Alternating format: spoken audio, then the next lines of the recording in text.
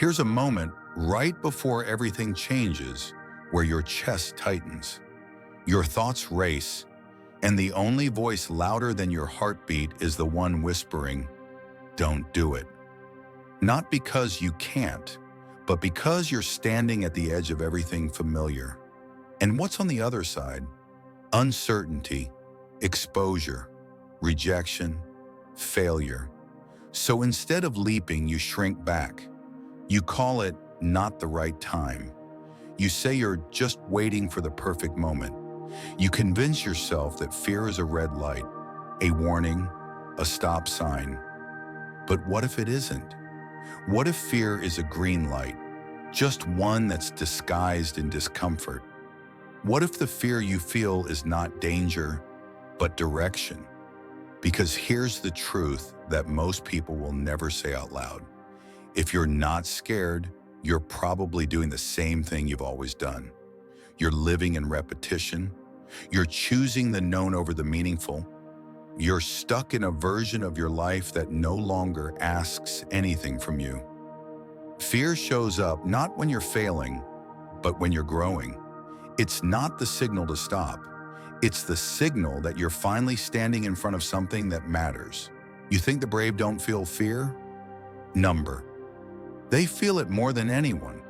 They just stop using it as an excuse, because on the other side of the fear you've been avoiding is the version of you that you've been chasing. The one who doesn't apologize for trying. The one who speaks up, applies, moves, ends it, starts it, jumps. You've spent too long waiting for the fear to go away before you act. But fear isn't the obstacle. Fear is the path. And if that sounds terrifying, good, you're doing it right. There's something seductive about safety. It's not just the absence of threat, it's the promise of stability, predictability, and emotional peace. But that promise is a lie, because while safety feels like a warm blanket, it slowly becomes a cage. And eventually that cage becomes so familiar that you don't even notice the bars anymore. Most people spend their lives not chasing their dreams, but avoiding discomfort. They build routines designed not for meaning, but for minimizing risk. They confuse peace with numbness. They think they're living a balanced life, when really, they're just not doing anything that scares them. This is the real reason most people never grow. They are loyal to their comfort, more loyal to it than they are to their vision, their truth, their calling. And what's terrifying is how reasonable that loyalty sounds. Why risk it when I'm doing okay? Why disrupt things when I've finally found some peace?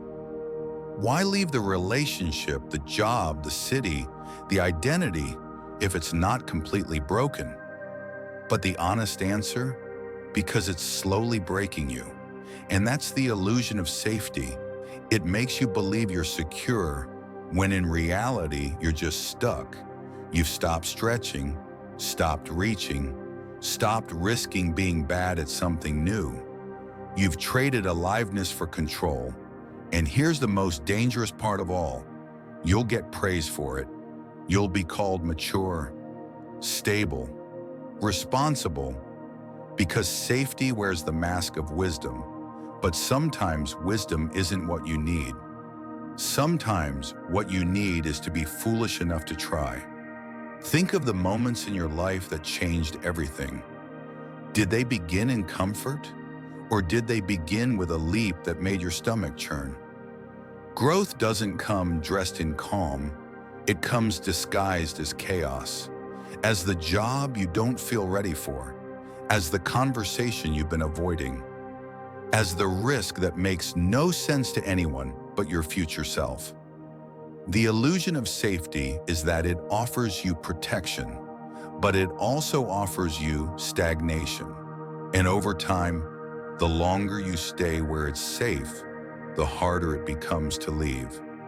You don't realize how much you've shrunk to fit your comfort zone until one day you meet someone living fully and you feel envious.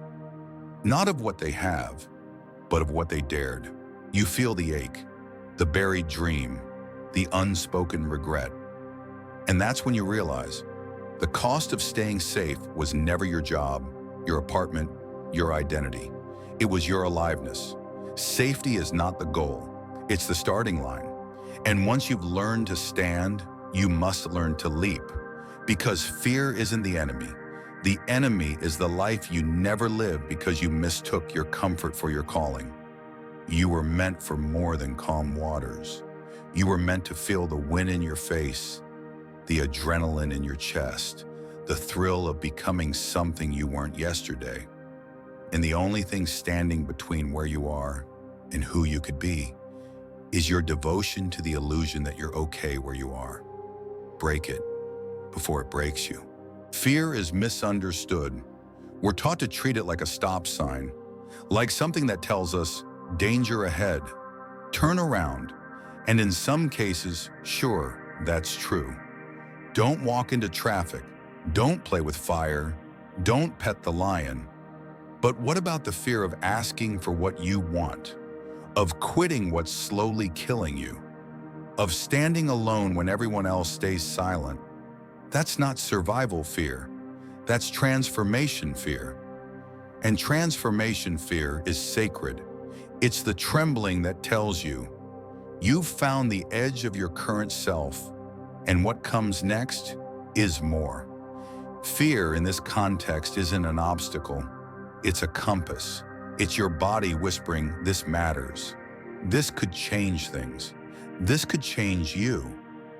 But you've been treating it like it's a threat. You've been backing away from every door that makes your heart pound, without realizing those were the doors worth walking through. Look closer. The fear you feel when you think about starting your own project. It's not about failure. It's about finally being seen. It's about stepping out of the shadows of other people's expectations and saying, this is mine. The fear you feel when you think about ending the relationship, it's not just about loneliness. It's about letting go of the identity you built around being chosen, even if it was by the wrong person. The fear you feel when you imagine speaking up, that's not just about judgment. It's about claiming space in a world that taught you to stay small. Fear isn't random. It shows up in the exact places you've been told to stay quiet. It surrounds the parts of your life where the stakes are highest, because those are the places that hold your potential. Think of fear like fire. Yes, it burns, but it also illuminates. It shows you what's real. It shows you what matters. The people who change their lives aren't the ones who avoid fear. They're the ones who learn how to read it. They don't ask, how do I stop being scared? They ask, what is this fear trying to point me toward? Because here's a secret.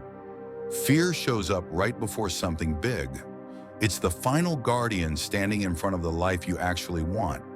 And if you always run when it shows up, you'll spend your whole life circling the same safe square, mistaking comfort for peace and wondering why nothing ever truly feels fulfilling. It's not that you're not brave enough. It's that you've been reading the map upside down. Fear was never the wall. It was the arrow. So stop avoiding what scares you. Follow it. Walk toward the thing you're afraid to do. Because 9 times out of 10, that's where your life begins.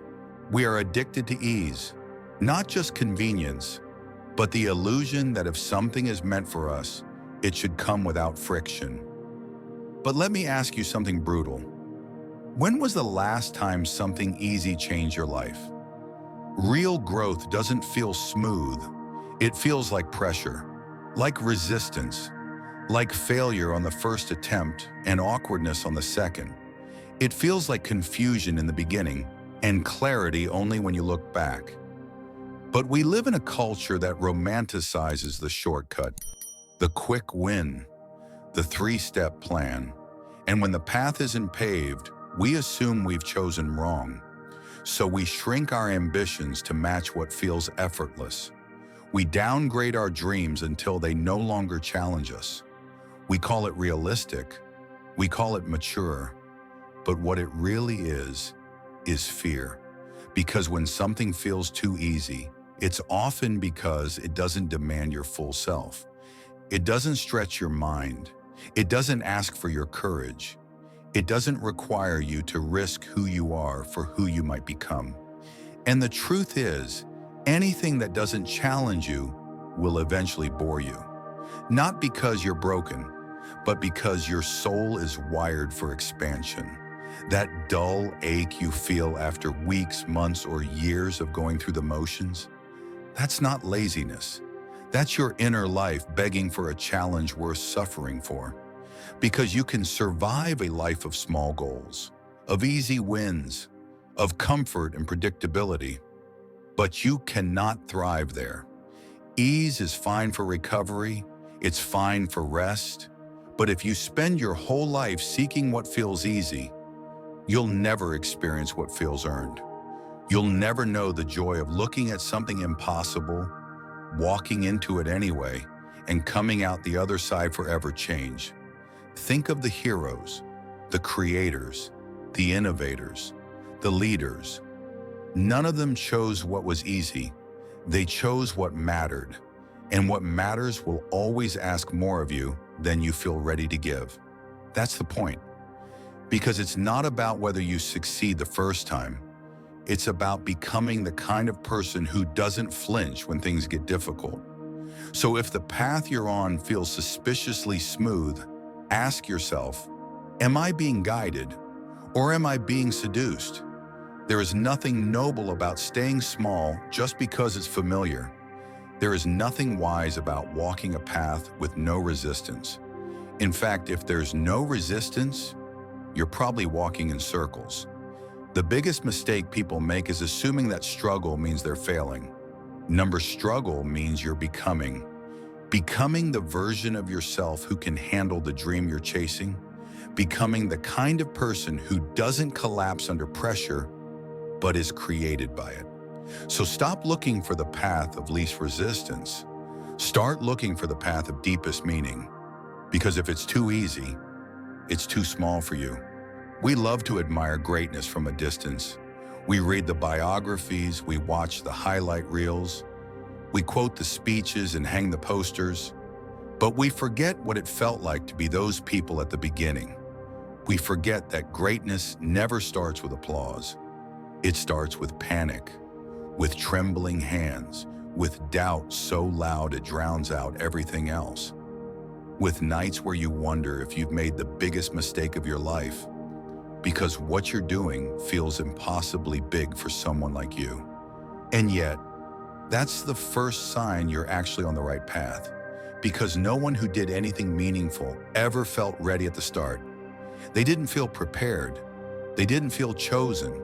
They didn't feel special. They just felt terrified. What separates those who become great from those who stay hidden isn't talent.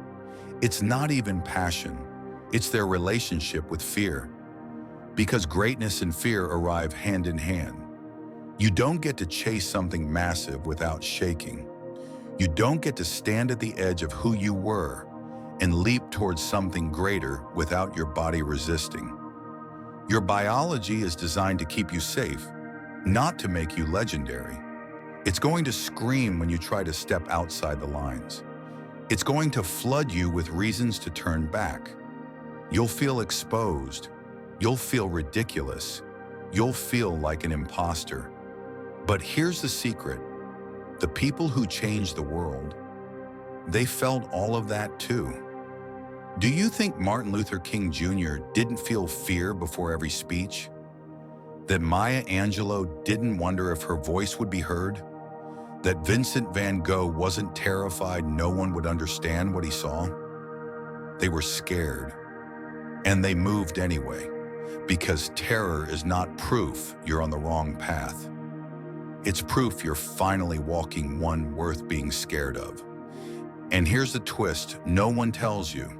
The more you walk through the fear, the more it starts to lose its power. You begin to realize the voices in your head were just noise. You start to build something more powerful than confidence. You build resilience. You stop needing to feel ready And you start getting used to acting before you do. You start normalizing discomfort. You start redefining what hard means, not as something to avoid, but as a sign that you're expanding. And slowly, what once felt terrifying becomes the new normal, until you reach the next edge, and the fear returns. Because greatness doesn't get easier, you just get braver. So if you feel overwhelmed, lost, unqualified, good. You're where greatness begins, not with ego, not with certainty, but with the heart-pounding awareness that you're doing something real, and the only way out is through. Take a moment seriously and imagine this. Who would you be if fear didn't run the show? Not the absence of fear, but what if it stopped being the boss of you? What decisions would you finally make? What words would you finally say? What dreams would you finally chase? Not in fantasy, but in real, messy action. Now pause. Feel that tightness in your chest? That's the version of you you've buried under years of hesitation. The version you abandoned the moment fear whispered, "Don't you dare." We all have a shadow life, a life that exists just outside the borders of our courage. It's made of all the things we secretly wanted, but talked ourselves out of. That job you didn't apply for, that love you didn't confess, that art you didn't release, that life you didn't claim, because fear told you that failing would be worse than never trying. And so you adapted. You made your world smaller. You became reasonable. You built a persona that looked safe, sounded smart, and made sense to other people. But deep down, you know what you did. You didn't grow out of your dreams. You hid from them, out of fear of being seen, fear of not being enough, fear of standing out, messing up, looking foolish. And yet, that fear hasn't protected you. It's only robbed you. You think staying in your comfort zone is preserving your peace, but what it's really doing is wasting your potential. So ask yourself again, brutally, honestly, who would you be if fear wasn't steering your life? Would you leave? Would you start? Would you show up differently? Would you fight harder for what you want instead of settling for what's handed to you? Because here's the thing, fear will always be in the car. You just don't have to let it drive. You don't need to eliminate fear. You need to reposition it. You need to let your courage be louder than your excuses. You need to become more loyal to your future than to your comfort. You need to realize that the pain of regret is sharper and longer lasting than the pain of failure. There are two types of people: those who let fear dictate the size of their life, and those who use fear as a compass to find their edge and go past it. You already know which one you've been, but which one will you become? Because this is your turning point. From here on out, every decision you make can either be shaped by fear or shaped by your freedom. Choose the version of you that doesn't flinch. Choose the path that scares you for the right reasons. Choose the future that's waiting to be born the moment you stop letting fear be your master. Because that version of you keep seeing in flashes, the one who speaks boldly, lives freely, loves fully, builds bravely, they're not impossible. They're just hiding behind the door labeled, "Do it scared." We've been sold a false image of courage. We think it looks like speeches and victory parades. We picture warriors standing tall, eyes fierce, hearts unshaken. We imagine heroes moving through fire with certainty in their eyes and steel in their veins. But that's not real life. That's Hollywood. Real courage, it doesn't shout. It doesn't pose. It doesn't come wearing armor and dramatic lighting. Real courage looks like silence, like trembling hands sending the application anyway. Like a quiet no in a conversation that could cost you everything. Like crying in the bathroom before walking back into the room like nothing's wrong. Real courage is doing the thing while your mind screams, "You're not ready." It's showing up with your doubts, your insecurities, your shame, and still taking the next step. Because courage isn't the absence of fear, it's action in the presence of it. And most of the people you admire for being strong, they were terrified when they made their move, but they did it anyway. You see, we're trained to wait until we feel confident, until we feel ready. But confidence doesn't precede action, it follows it. Courage is not a loud declaration, it's a whisper. I'll try again tomorrow. It's getting up when no one's watching. It's moving forward with no guarantee of reward. It's refusing to let fear make your life decisions for you. Some of the most courageous acts in history weren't performed by people who felt strong, but by people who felt broken, tired, scared, and still moved. The mother who leaves the abusive home with nothing but her child and a bag of clothes, courage. The artist who publishes the piece they've hidden for years, knowing it could be misunderstood, courage. The person who asks for help instead of pretending they're fine, courage. And the thing about these moments, they're invisible to the world. No crowd, no applause, no viral clip, just the raw, shaking, silent power of doing the hard thing with no witnesses and no validation. That's where your strength is. It's not in how loud you are. It's not in how many people you impress. It's in how quietly and consistently you refuse to give up on yourself. Even when fear is sitting on your chest, even when the voices say, you're not enough, even when no one else believes in what you're building. Courage is a quiet rebellion against the smallness your fear wants you to accept. And it doesn't always feel like a battle cry. Sometimes it feels like dragging your exhausted self through one more day with integrity. So the next time you feel scared and small and paralyzed, don't look for strength in grand gestures. Look for it in the tiny act of defiance. I'm scared, but I'm still doing this. Because if you can move through fear in silence, if you can keep showing up without anyone clapping, if you can hold your line even when your knees shake, that's not just courage, that's transformation. Take a moment, seriously, and imagine this. Who would you be if fear didn't run the show? Not the absence of fear, but what if it stopped being the boss of you? What decisions would you finally make? What words would you finally say? What dreams would you finally chase? Not in fantasy, but in real, messy action. Now pause, feel that tightness in your chest? That's the version of you you've buried under years of hesitation. The version you abandoned the moment fear whispered, "Don't you dare." We all have a shadow life, a life that exists just outside the borders of our courage. It's made of all the things we secretly wanted but talked ourselves out of. That job you didn't apply for, that love you didn't confess, that art you didn't release, that life you didn't claim, because fear told you that failing would be worse than never trying. And so you adapted. You made your world smaller. You became reasonable. You built a persona that looked safe, sounded smart, and made sense to other people. But deep down, you know what you did. You didn't grow out of your dreams. You hid from them. Out of fear, fear of being seen, fear of not being enough, fear of standing out, messing up, looking foolish.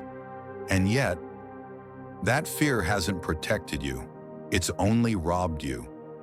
You think staying in your comfort zone is preserving your peace, but what it's really doing is wasting your potential. So ask yourself again, brutally, honestly, who would you be if fear wasn't steering your life? Would you leave? Would you start? Would you show up differently? Would you fight harder for what you want instead of settling for what's handed to you? Because here's the thing, fear will always be in the car. You just don't have to let it drive. You don't need to eliminate fear. You need to reposition it. You need to let your courage be louder than your excuses. You need to become more loyal to your future than to your comfort. You need to realize that the pain of regret is sharper and longer lasting than the pain of failure. There are two types of people. those who let fear dictate the size of their life, and those who use fear as a compass to find their edge and go past it. You already know which one you've been, but which one will you become? Because this is your turning point. From here on out, every decision you make can either be shaped by fear or shaped by your freedom. Choose the version of you that doesn't flinch. Choose the path that scares you for the right reasons. Choose the future that's waiting to be born the moment you stop letting fear be your master. Because that version of you keep seeing in flashes, the one who speaks boldly, lives freely, loves fully, builds bravely, they're not impossible. They're just hiding behind the door labeled "Do It Scared." In the end, it's simple. You can have your comfort or you can have your calling, but not both. Because the life you want isn't on the other side of peace. It's on the other side of fear. Of the moment where you almost turned back but didn't. Where you stayed. Where you spoke. Where you reached, risked, leaped, shaking, unsure, unready, and found to your own surprise that you could survive it. And not just survive it, grow through it. That's how freedom is built. Not through logic, not through planning, but through fire. You'll never feel fully ready. You'll never be guaranteed the outcome. But one day, you will look back, and the only question that will matter is this: did I choose fear, or did I choose forward? Because you're not scared because you're weak. You're scared because this moment matters, because it will define something in you, maybe even everything. So don't wait for fear to disappear. Let it ride with you. Let it scream. Let it doubt. But don't let it steer. Because if you're not scared, you're probably playing too small. You're probably doing what you've already mastered. You're probably still standing at the edge of the life that was meant for you, watching someone else live it. Don't let that be your story. Let this be the moment you stop shrinking. Let this be the moment you stop waiting. Let this be the moment you finally understand. Fear isn't your enemy. It's your map. And it's been trying to guide you home this whole time. Go. Walk into the thing that scares you. You're not doing it wrong. You're just doing something real.